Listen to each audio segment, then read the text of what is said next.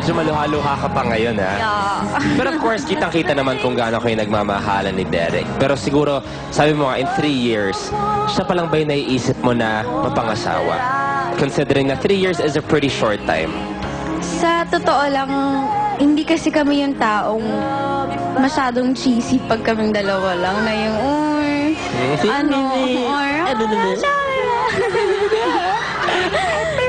hindi namin masyadong tinatouch yung ganong subject. Siguro mga once a year lang namin na pag-uusapan. Once a year lang kami nagiging cheesy sa isa't isa. Nakaschedule talaga siya. So, hindi ko naman naririnig sa kanya na pakakasalan kita someday. And hindi ko rin naman sinasabi sa kanya na ikaw na yung gusto ko. Kasi mahirap mag-expect, mahirap planuhin yung future mo. Mas maganda yung bawat araw, masaya ka na mahal namin yung isa't isa. Bawat araw, ine-enjoy namin yung happiness na meron kami. Pero siguro kahit di na pag-uusapan, kaming lahat nakikita namin na you do want to spend the rest of your lives with each other. Siguro yun yung mas importante. Kasi mas importante yung nakikita ng ibang tao. Nagre-reflect kasi yung ibig sabihin sa inyo. That's right. Now, Angel, your message para sa lahat ng mga nag-iwan ng VTR, para sa mga he said. Baka gusto mong pasalamatan lahat? Sa lahat ng mga naging feeling close sa akin today. Thank you. Yung totoong close ko lang doon, si Derek.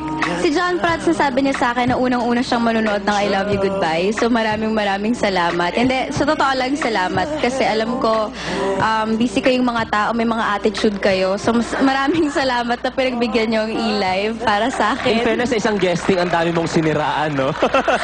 Diba?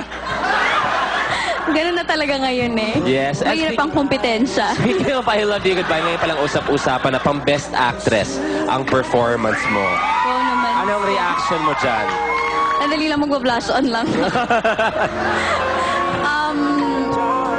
Masaya ako sa nagawa kong performance. Masaya ako na sabihan ako ng director ko na masaya siya sa binigay ko. At Direk Luris pa talaga. At si Direk Luris Guillen yung nagsabi nun sa akin. So dun pa lang, para na ako nag-grand slam. Well, I'm sure hindi malayo yun para sa'yo at sa galing mo at sa pelikula Thank ito. you so much. On that note, wanted to invite everyone. I Love You Goodbye po. Palabas na siya sa December 25, araw ng Pasko. Ito po ang official entry ng Star Cinema for Metro Manila Film Festival. Kasama namin sila Kim Chu, Derek Ramsey, Gabby Concepcion. Yes, directed by Luis Guillen. Kasama namin sila Jana Dominguez, Angel Aquino, Joem Bascon, Ketchup Eusebio, Mrs. Quisada, Lisa Lorena, Matet de Leon, Chris Villanueva. Yes. Maraming pa pong iba. At meron kami, mamaya po nasa SM Bikutan kami. Bukas naman SM Bacoor, 5 p.m. At sa Robinsons Ermita sa December 19, 5 p.m. December 20, SM North? malabo yung matak. SM North EDSA, parang hindi naman ako maganda dito.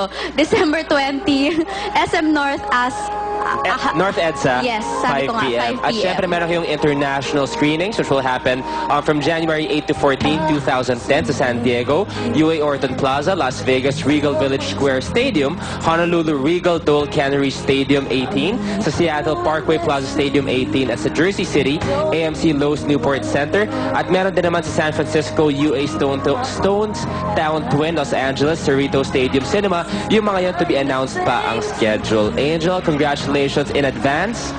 Thank you very much for being such a very good sport sa amin sa Ilan. Maraming salamat. Thank you sa lahat na nagpunta today. Salamat. And hopefully we'll have a very special interview with you in 3 years. Hopefully. May ganon.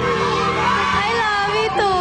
Thank you very much and congratulations. Thank you. I Love You Goodbye pa December 25.